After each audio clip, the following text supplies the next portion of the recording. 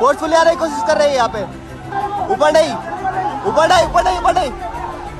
यहाँ फोर्स कर रहे हैं, पुलिस वाले फोर्स कर रहे हैं यहाँ पे। ये पुलिस वाले फोर्स कर रहे हैं, पुलिस वाले फोर्स कर रहे हैं यहाँ पे। ये पुलिस वाले फोर्स कर रहे हैं यहाँ पे। नहीं, नेते पोहोचले नाहीत पण पोलीस पाठवले, वांगचुक यांचं आंदोलन दडपलं। सोनम वांगचुक आणि विद्यार्थ्यांच्या नेतृत्वाखाली दिल्लीतील जंतर मंतर येथे सुरू असलेलं उपोषण पोलिसांनी बळाचा वापर करून आता संपुष्टात आणलाय। यावरून आता तीव्र राजकीय आणि सामाजिक वाद निर्माण झालाय।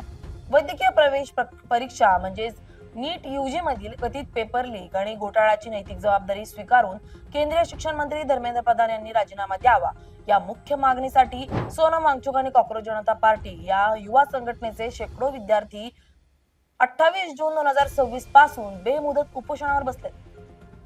तब्बल 21 दिवस चाललेल्या या आंदोलनादरम्यान सरकारचा किंवा कोणताही सत्ताधारी पक्षाचा एकही मोठा नेता आंदोलकांशी संवाद साधण्यासाठी किंवा त्यांच्या मागण्या ऐकण्यासाठी आंदोलनस्थळी पोहोचला नाही। याउलट आंदोलनाचा 21वा दिवस उजाडताच पोलिसांनी पहाटेच्या सुमारास जंतर मंतरवर मोठ्या प्रमाणात फौजफाटा तैनात करून संपूर्ण परिसर पांढऱ्या पडद्यांनी वेढला आणि वांगचुक यांना बळजबरीने ताब्यात घेऊन सफदरजंग रुग्णालयात दाखल केलं। हे आंदोलन केवळ एका व्यक्तीचं नव्हतं, तर सोशल मीडियावरील उपरोधातून सुरू झालेल्या कॉक्रोच जनता पार्टी या युवा संघटनेच्या छत्राखाली देशातील लाखो विद्यार्थ्यांच्या भविष्याचा आवाज बनत होता। मात्र या संपूर्ण 21 दिवसांच्या कालावधीत केंद्र सरकारचा कोणताही मंत्री, सत्ताधारी पक्षाचा मोठा नेता किंवा कोणताही अधिकृत प्रतिनिधी आंदोलकांशी चर्चा करण्यासाठी, त्यांच्या मागण्या समजून घेण्यासाठी अथवा त्यांचं म्हणणं ऐकण्यासाठी आंदोलनस्थळी पोहोचला नाही। या उलट आंदोलनाचा 21वा दिवस उजाडत असतानाच सरकारनं संवादाऐवजी पोलिसांचा मोठा फौजफाटा पाठवून आंदोलन स्थळ रिकामं करण्याचा आणि वांगचुक यांना तिथून हटवण्याचा मार्ग निवडला, ज्याला आंदोलकांनी थेट सरकारी दडपशाही म्हटलंय। या कारवाई मागे दिल्ली उच्च न्यायालयाच्या आदेशाचा आणि वांगचुक यांच्या खालावलेल्या प्रकृतीचा हवाला देण्यात आलाय।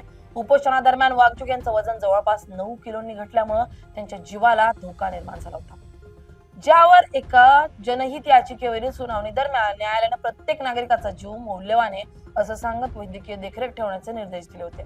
मात्र आंदोलक आणि त्यांच्या समर्थकांनी पोलिसांच्या या भूमिकेला दडपशाही आणि सरकारी क्रूरता असं संबोधलंय। विद्यार्थ्यांच्या मध्ये 20 जुलै रोजी नियोजित असलेल्या संसदेवरील मोर्चापूर्वी हे आंदोलन चिरडण्यासाठीच सरकारनं हा मार्ग निवडलाय। पोलिसांनी केवळ वांगचुक यांनाच रुग्णालयात डांबलेलं नाहीये, तर कॉक्रोच जनता पार्टीचे संस्थापक अभिजित दिपके यांच्यासह अनेक प्रमुख तरुण नेत्यांना नजर कैदेत किंवा ताब्यात घेतलाय। कोणताही राजकीय संवाद न साधता केवळ पोलिसांच्या बळावर लोकशाही मार्गाने सुरू असलेलं आंदोलन दडपल्याचा आरोप करत विद्यार्थी संघटनांनी या कारवाईचा तीव्र निषेध केलाय। सुबह 7 बजे जब मैं यहाँ से निकला फ्रेश होने के लिए, तभी पुलिस के गुंडे यहाँ आए, सोनम सर को घसीट कर गाली गलौज करके लेकर गए। 60 साल से जो इंसान है, जो भूख हड़ताल पर बैठा हुआ था 20 दिनों से, 60 साल की इंसान को जो 20 दिनों से भूखा था उसको दिल्ली पुलिस गाली गलौज करके घसीट कर यहाँ से जबरदस्ती उठाकर लेकर गई। ये कहाँ लेकर गई हमें पता नहीं है। और जब मैं मेरे दोस्त के घर से निकल, जैसे ही मुझे ये खबर मिली, मैं जंतर मंतर आ रहा था, पुलिस वालों ने मुझे भी मारपीट की, मुझे भी सड़कों पर घसीटा और गेट बंद करके मुझे अंदर रखा और कहते तू जंतर मंतर कैसा जाता है हम देख लेते हैं। मुझे भी दिल्ली पुलिस ने डिटेन कर रखा था, मेरे साथ भी मारपीट की, मुझे भी घसीटा गया रोड पर। और यहाँ पर जितने सारे स्टूडेंट्स हैं उनके साथ भी दिल्ली पुलिस ने मारपीट की। कहाँ पर वो आओ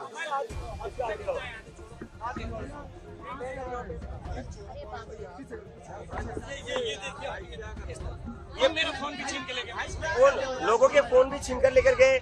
ये पुलिस ने, ये आरएसएस के गुंडे, ये दिल्ली पुलिस ने, ये आरएसएस के गुंडे 60 साल के इंसान को, इतने बड़े साइंटिस्ट को ये गाली गलौज करके घसीट कर लेकर जाते हैं यहाँ से। मैं विदेश से अपने देश वापस आया था, मैं कोई क्रिमिनल हूँ? मेरे को इन लोगों ने सड़कों पर घसीटा, मेरे को सड़कों पर मारा इन लोगों ने। और जब मैं चिल्ला रहा था मदद के लिए, मेरा मुंह दबाया गया दिल्ली पुलिस के द्वारा और कहते क्यों चिल्ला रहा है तू बहुत चर्बी चढ़ी थी तुम लोगों में, अब दिखाते हम तुम लोगों को हम क्या है। ये दिल्ली पुलिस का रवैया, ये गुंडे है, ये पुलिस ने, ये आरएसएस के गुंडे हैं।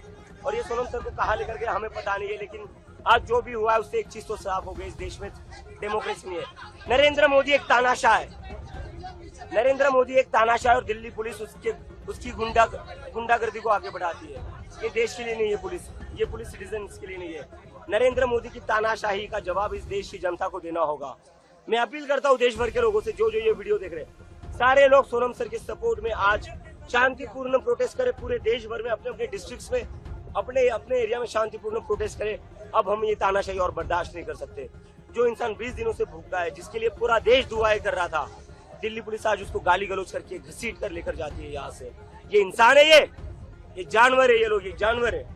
या संपूर्ण प्रकरणाची सुरुवात मे 2026 मध्ये झालेल्या नीट परीक्षेतील गोंधळानंतर झाली आहे, ज्यामध्ये लाखो विद्यार्थ्यांचं भवितव्य टांगणीला लागलं. विद्यार्थ्यांमध्ये पसरलेला असंतोष आणि कथित घोटाळ्याच्या पार्श्वभूमीवर निर्माण झालेल्या नैराश्यातून काही तरुणांनी आत्महत्यांसारखे टोक्याचं पाऊल उचललं होतं. या सर्व परिस्थितीनं अस्वस्थ होऊन लडाखचे पर्यावरणवादी आणि शिक्षण तज्ज्ञ सोनम वांगचुक यांनी या आंदोलनात उडी घेतली आणि दिल्लीच्या जंतर मंतरवर आपलं उपोषण सुरू केलं. वांगचुक यांचं उपोषण जसजसं पुढे सरकत गेलं तसतशी त्यांची प्रकृती झपाट्यानं खालावत गेली. उपोषणाच्या 20व्या दिवसापर्यंत त्यांचं वजन सुमारे 8.5 ते 9 किलोंनी घटलं होतं.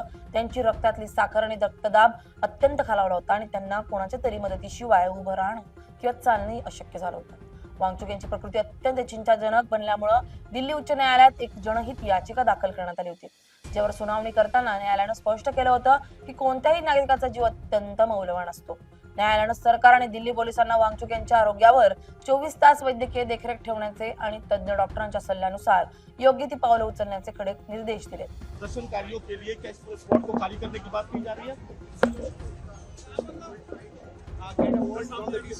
ऑनरेबल हाई कोर्ट के आदेशानुसार और हेल्थ कंडीशंस और मेडिकल एडवाइस के अनुसार श्री सोनम वांगचुक जी को यहाँ से अप्रोप्रिएट गवर्नमेंट हॉस्पिटल जो मच नीडेड मेडिकल इंटरवेंशन है उसके लिए ले जाया गया है और अंडर मेडिकल सुपरविजन.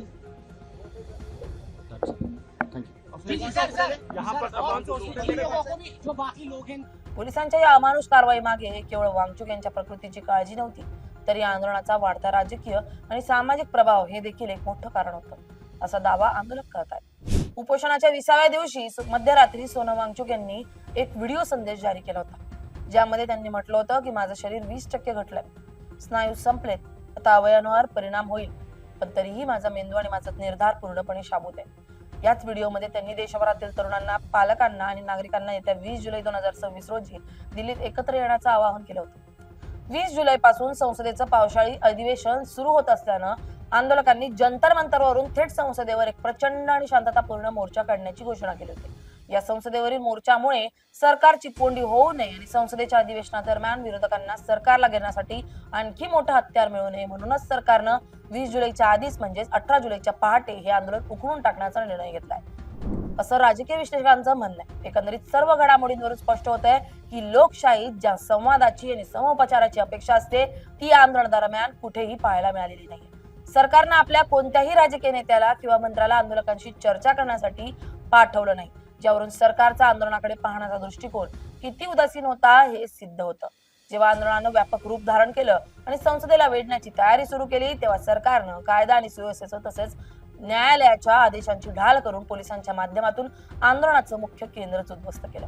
त्यामुळे तांत्रिकदृष्ट्या ही कारवाई वैद्यकीय कारणांसाठी असल्याचं सांगितलं जात असलं तरी प्रत्यक्ष जमिनीवरील परिस्थिती, विरोधी नेत्यांची धरपकड, जंतर मंतरची नाकेबंदी आणि बळाचा वापर या सर्व बाबी हेच दर्शवतात की सरकारनं पोलिसांचा वापर करून सोनम वांगचुक यांचं हे आंदोलन दडपण्याचाच प्रयत्न केलाय. शांततापूर्ण मार्गानं उपोषणाला बसलेल्या एका गांधीवादी विचारवंताला आणि देशाच्या भविष्यासाठी लढणाऱ्या विद्यार्थ्यांना वाटाघाटींऐवजी पोलिसांच्या बळाचा सामना करावा लागल्यानं या प्रकरणावरून आगामी काळात संसदेच्या अधिवेशनात आणि देशभरात मोठा राजकीय गदारोळ होण्याची शक्यता निर्माण झाली आहे. Bureau report LS Marathi.